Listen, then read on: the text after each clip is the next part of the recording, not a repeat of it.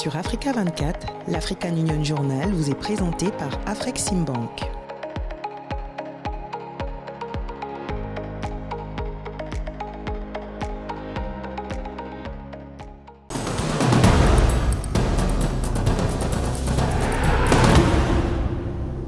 Vous êtes sur Africa 24 et vous faites bien de nous rejoindre.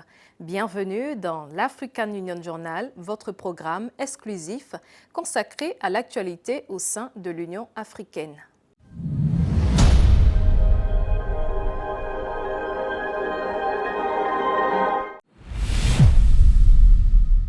Le continent africain s'est lancé dans une transition épidémiologique selon les normes de l'Organisation mondiale de la santé. Ceci dans le but de pallier efficacement aux difficultés telles que la pénurie critique de personnel de santé et les difficultés d'accès à certains médicaments et vaccins. Marie-Raphaëla Ntolo.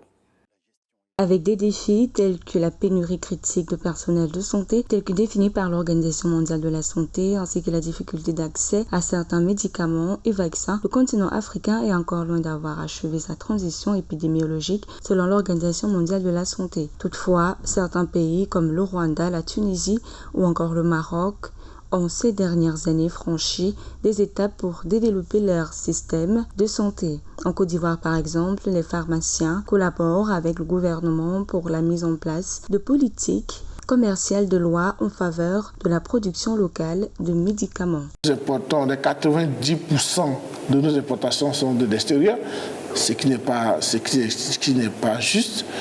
Nous n'avons que 10% de production locale, ce qui est insuffisant. Donc l'État ivoirien devrait quand même donner l'agrément à tous ces jeunes pharmaciens qui sortent de l'université, qui veulent monter leur structure. Voilà, vous savez qu'on peut être délégué médical, on peut être distributeur de matériel médical avec des accessoires, on peut être dans les parapharmacies, il y a beaucoup de choses à faire. Mais il faut que l'État nous donne la possibilité, n'est-ce pas, de pouvoir investir dans ce secteur. Selon l'Organisation mondiale de la santé, les questions de financement du système de santé demeurent un problème crucial en Afrique. La plupart des pays africains n'ont toujours pas atteint les objectifs fixés dans la déclaration d'Abuja, dans laquelle les gouvernements se sont mis d'accord sur l'allocation de 15% de leur budget national à la santé. Le plus urgent, selon la communauté internationale, est de doter l'Afrique d'une usine de fabrication locale et régionale de vaccins afin de mieux faire face à l'avenir aux épidémies qui pourraient apparaître de façon inattendue. Il est absolument essentiel pour la préparation de l'Afrique du Sud et du continent africain d'avoir une fabrication locale et régionale de ces vaccins et une production locale et régionale qui est essentielle pour la préparation. Aussi, l'Afrique abrite seulement 1,3% des professionnels de la santé alors qu'elle porte à elle seule 25% de la charge mondiale de maladies. En Afrique du Sud, par exemple, les médecins, infirmiers et infirmières sud-africains représentent un nombre important de travailleurs de la santé dans les pays développés tels que l'Australie et le Royaume-Uni. Près de 7000 médecins sud-africains sont actuellement en poste aux États-Unis, au Canada, en Nouvelle-Zélande et en Australie, contre environ 30 800 en Afrique du Sud. Aucune partie du monde ne doit être laissée pour compte en ce qui concerne les pandémies actuelles et futures.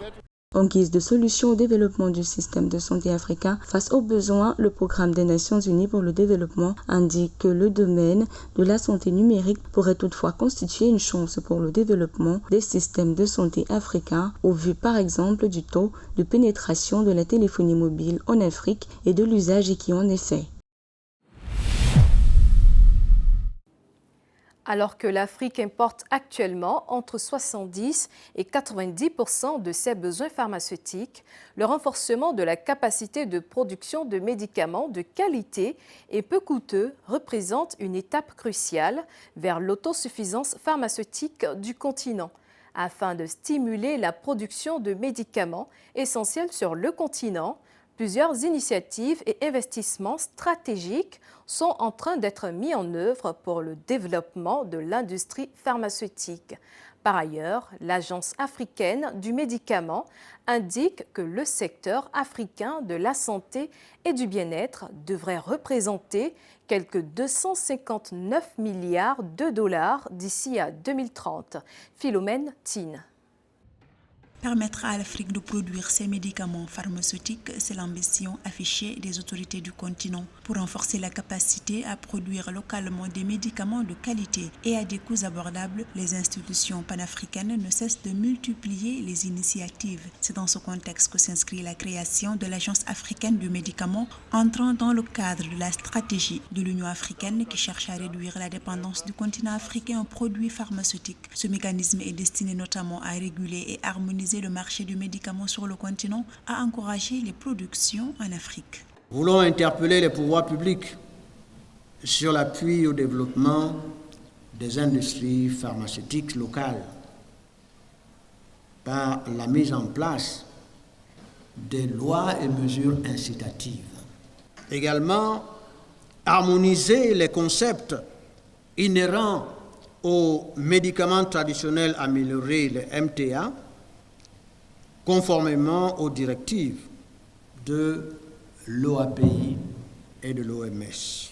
L'Afrique fabrique moins de 3% des médicaments qu'elle consomme et importe 97% des médicaments restants pour un coût annuel de 14,5 milliards de dollars, selon la Commission économique pour l'Afrique. À cet effet, l'industrie pharmaceutique locale sur le continent africain est confrontée à de nombreux problèmes, parmi lesquels figure l'insuffisance des capacités en ressources humaines. 2% du GDP qui devrait être investi dans la recherche et le développement. Est-ce que l'Afrique le fait? Quel pays africain a atteint même 0,5%? Il n'y en a pas.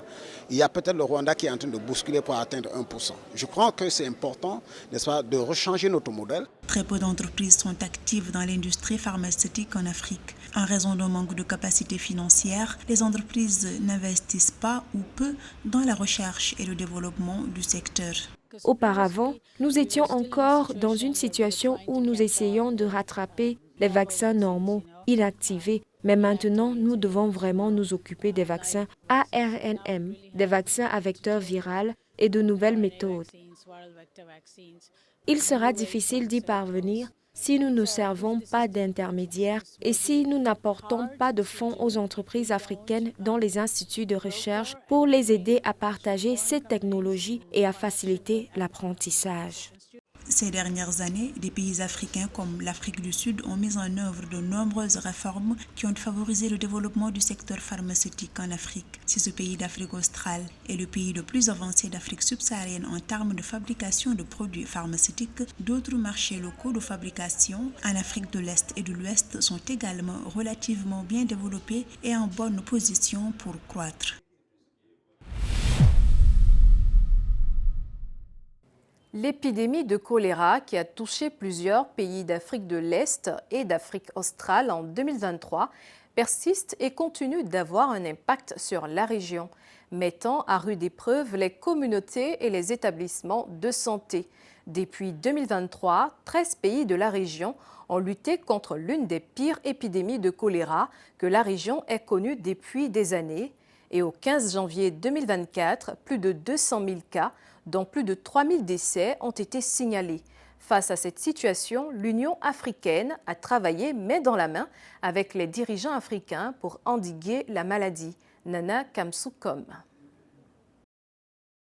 Les maladies infectieuses en Afrique sont en hausse depuis plus d'une décennie et le choléra a fait des ravages. Depuis le premier cas signalé en Zambie en octobre 2023, plus de 9 500 personnes ont été touchées et 374 décès ont été enregistrés avec un taux de létalité de 3,9%. Un chiffre terriblement élevé de choléra. Environ 52% des cas recensés en Zambie concernent les enfants de moins de 15 ans. Lusaka, le district le plus touché, concentre plus de 90% de la charge de morbidité. Face à cette situation, la Zambie a décrété l'état d'urgence et a lancé une série de campagnes pour enrayer la maladie. Pour combattre le choléra, j'ai dit à la population qu'elle ne pouvait pas participer aux enterrements, ni aux funérailles, ni recevoir des gens chez elle pour partager des repas. J'ai insisté pour que le public sache qu'il ne doit pas assister aux funérailles des personnes décédées du choléra parce qu'il risque sa vie. Je pense qu'au début, c'était un peu difficile, mais en général, le message passe. En réponse à une grave épidémie de choléra en Zambie, la Fédération internationale des sociétés de la Croix-Rouge et du Croissant Rouge a lancé un appel d'urgence de 4 millions de francs suisses. de Zambie dans son rôle d'auxiliaire du ministère zambien de la Santé afin d'atténuer l'impact de l'épidémie sur les communautés touchées et d'empêcher sa propagation. La courbe épidémique semble avoir atteint son maximum, son sommet. Il est trop tôt pour se prononcer, mais il semble que les 4 derniers jours ont été marqués par une baisse constante du nombre de cas quotidiens, ce qui est un bon signe.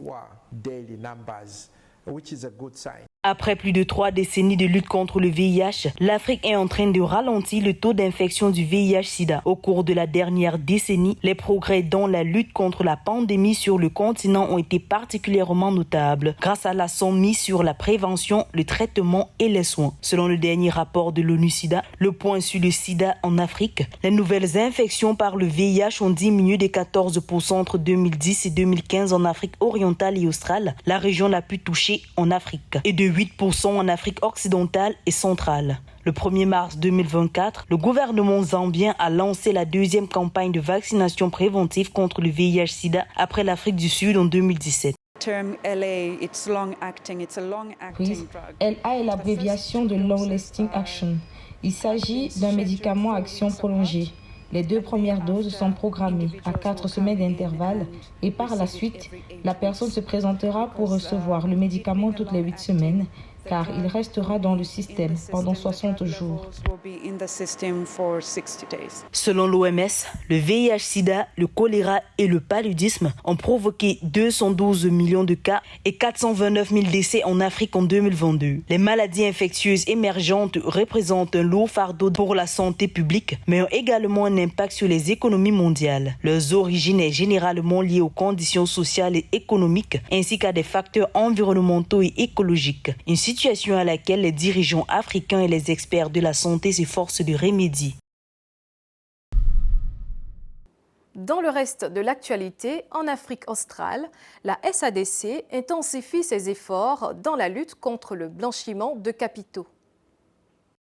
La criminalité organisée dans la communauté de développement de l'Afrique australe, SADC, préoccupe les organisations de la sous-région. Pour sa sécurité, l'Afrique australe a mis en place un comité de lutte contre le blanchiment de capitaux et le financement du terrorisme pour favoriser l'harmonisation des politiques, lois et pratiques réglementaires des États membres en la matière, a annoncé le 4 mars 2024 le groupement régional. Rappelons que l'opérationnalisation du comité fait suite à la décision prise par les ministres des Finances et de l'Investissement lors de leur réunion tenue en juillet 2023 en République démocratique du Congo.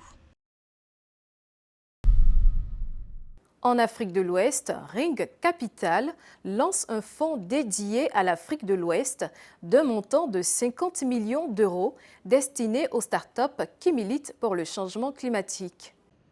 La société française de capital risque, Ring Capital, a créé un fonds d'investissement d'impact baptisé Ring Africa de 50 millions d'euros dédié à l'Afrique de l'Ouest francophone. Ce fonds est destiné aux startups qui proposent des solutions pour relever les défis du changement climatique sur le continent, promouvoir la transition vers une économie formelle et améliorer la productivité agricole. Très résiliente, la région en ligne de mire est riche en opportunités puisqu'elle bénéficie d'une croissance de 5,2% en 2023. Cependant, elle ne bénéficie que de 8% des fonds levés sur le continent. En Afrique centrale, la BDAC lance l'emprunt obligataire multitranche d'un montant de 50 milliards d'euros en vue de répondre à la forte sollicitation des États. La Banque de développement des États de l'Afrique centrale, BDAC, a lancé le 4 mars 2024 un nouvel emprunt obligataire multitranche par appel public à l'épargne. À travers cette opération, la banque vise à lever sur le marché financier de la Communauté économique et monétaire d'Afrique centrale, CEMAC, la somme de 50 milliards d'euros en vue de répondre à la forte sollicitation des États et des promoteurs de projets du secteur privé. Ce plan repose sur 3 orientations stratégique, à savoir contribuer fortement à l'intégration économique régionale, au développement durable et à l'amélioration des conditions de vie des populations, renforcer et diversifier les ressources mobilisées et ensuite transformer et moderniser la BDAC.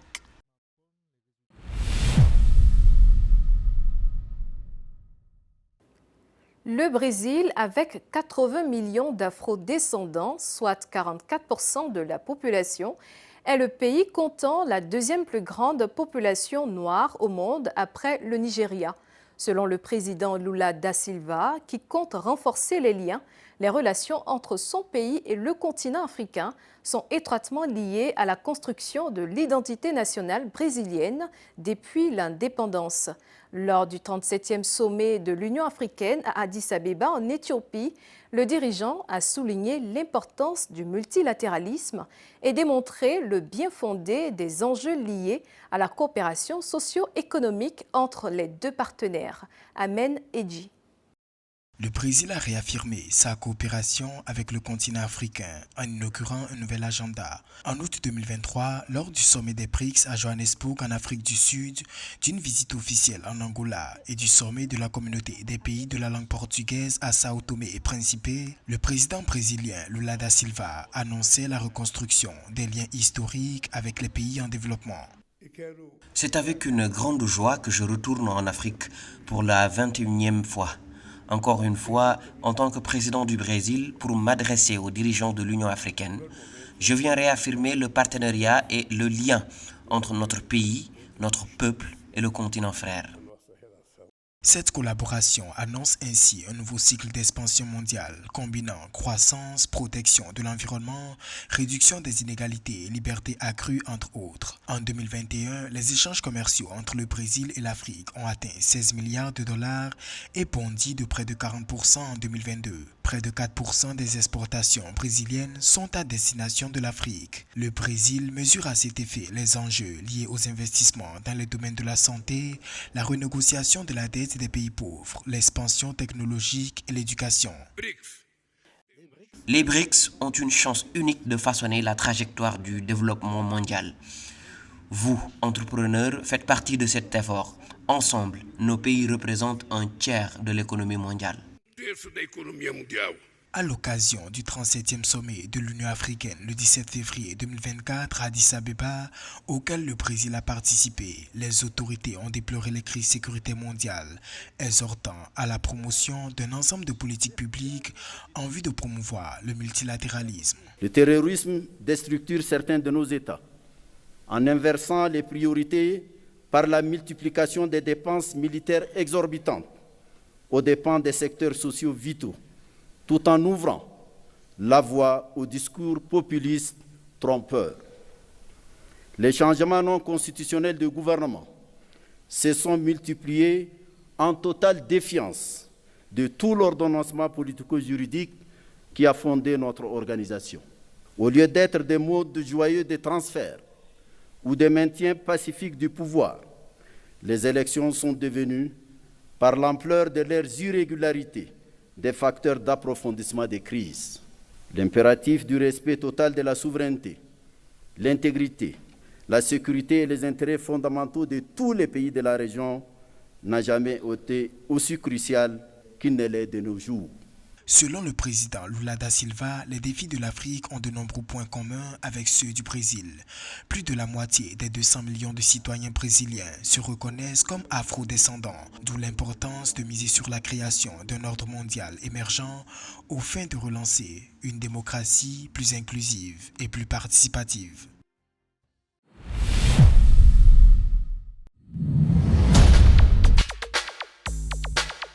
Du 4 au 5 avril 2024, la ville de Lomé au Togo accueille la première édition du Forum d'investissement de la CEDEAO. Organisé par la Banque d'investissement et de développement de la CEDEAO, ce forum est une plateforme stratégique permettant aux partenaires au développement et aux parties prenantes de converger et de mettre en évidence les opportunités d'investissement dans les secteurs clés des États membres de la CEDEAO. Placé sous le thème « Transformer les communautés de la CEDEAO dans un environnement difficile », le Forum d'investissement de la CEDEAO vise la promotion des investissements dans les secteurs clés des États membres de la CEDEAO en mettant l'accent sur le renforcement de la prospérité partagée et l'éradication de la pauvreté.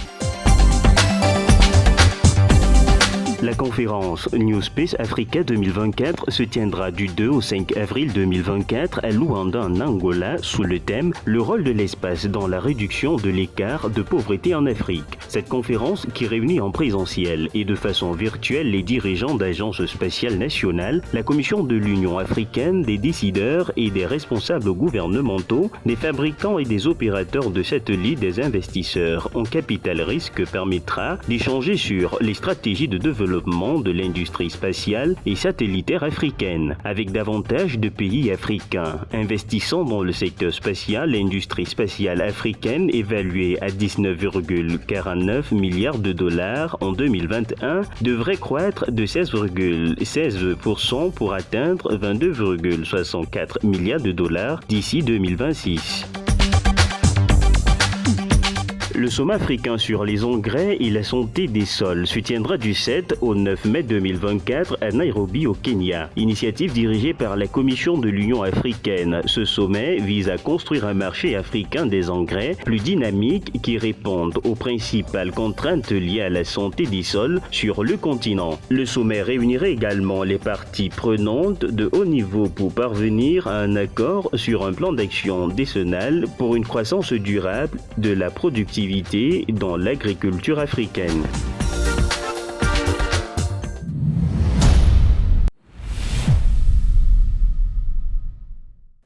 L'engagement du président nigérian Bola Tinubu en faveur d'une meilleure couverture sanitaire en Afrique produit des résultats. Le chef de l'État a été désigné champion de l'Union africaine des ressources humaines pour la santé et du partenariat pour la prestation de services de santé communautaire. C'est une récompense en reconnaissance de ses projets ambitieux visant une amélioration des soins de santé dans son pays notamment. Afin de relever les défis du secteur de la santé en Afrique, le président Bola Tinubu recommande une coopération accrue en tirant parti de l'expertise collective et du secteur privé. Mildred Yamo. Le président du Nigeria, Bola Ahmed Tinubu, prévoit un investissement de 3 milliards de dollars pour former 120 000 agents de santé de première ligne dans son pays en 16 mois et doubler le nombre d'établissements de santé primaires dans les communautés, passant de 8 800 à plus de 17 000 d'ici 2027, pariant sur une meilleure couverture sanitaire. Le chef d'État entend également renforcer le personnel de santé et créer une force de jeunes bénévoles rémunérés pour surveiller les centres de santé primaires. Un engagement qui lui a valu le titre de champion de l'Union africaine des ressources humaines pour la santé et du partenariat pour la prestation de services de santé communautaire. Health is not merely the absence of disease, but the embodiment of physical. La santé n'est pas simplement l'absence de maladie, mais l'incarnation du bien-être physique, mental et social. C'est un droit humain fondamental. En offrant des soins de santé de meilleure qualité, le résultat est un facteur sous-jacent à ma promesse d'un espoir renouvelé. The outcome is an underpinning factor in my promise of renewed hope. Environ 6 Nigérians sur 10 n'ont pas accès à des services de soins de santé primaires de qualité, selon les données officielles. Face à cette situation, le président Tinubu a engagé d'ambitieux projets dans les domaines des infrastructures, des ressources humaines et du financement de la santé. Il a notamment établi un mécanisme d'achat groupé de produits pharmaceutiques essentiels en 2024, dans le but de rendre les médicaments vitaux plus abordables pour les plus vulnérables. Le chef d'État a également ordonné la modernisation des infrastructures et équipements de santé clés à travers le pays et un recyclage des agents de santé de première ligne à partir de 2024. Grâce à M. le Président, le gouvernement fédéral réalise des investissements importants dans les infrastructures et équipements de santé de nos hôpitaux, la fourniture de produits essentiels et l'expansion de l'assurance maladie, tout en accordant une attention particulière au bien-être de la main-d'œuvre. À moyen terme, alors que M. le Président a approuvé l'initiative visant à débloquer la chaîne de valeur des soins de santé, nous verrons le Nigeria fabriquer une part croissante de médicaments génériques, de dispositifs médicaux et de produits biologiques tels que les vaccins. L'Afrique abrite 1,3% des professionnels de la santé dans le monde, alors qu'elle porte 25% de la charge mondiale de morbidité, Selon l'Organisation mondiale de la santé, moins de 50% d'Africains ont accès aux services de santé essentiels. Afin de relever les défis du secteur de la santé en Afrique, le président Bola Tinubu recommande une coopération accrue en tirant parti de l'expertise collective et du secteur privé, notant l'importance des soins de santé primaires dans la construction d'un système de santé résilient et intégré. Le chef d'État nigérian appelle à accroître l'allocation des budgets nationaux à la santé. And Nigeria's commitment to achieving universal healthcare coverage. L'engagement du Nigeria en faveur de la couverture santé universelle se reflète dans le dévouement inébranlable de mon administration à faire respecter ses droits pour chaque individu, jeune ou vieux, en milieu rural ou urbain. In rural or urban areas. La nomination de Bola Tinubu en tant que champion de l'Union africaine pour la santé témoigne de l'influence croissante du Nigeria dans la politique sanitaire mondiale selon des experts. Pour le président nigérian, faire de l'accès aux soins de santé de qualité une priorité, participe aux efforts d'accélération de l'agenda 2063.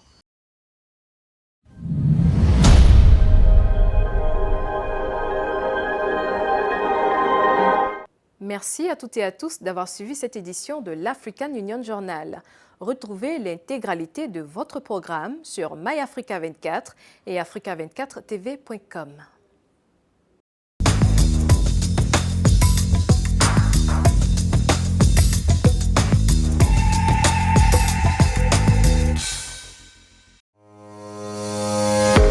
Sur Africa 24, l'African Union Journal vous est présenté par Afreximbank.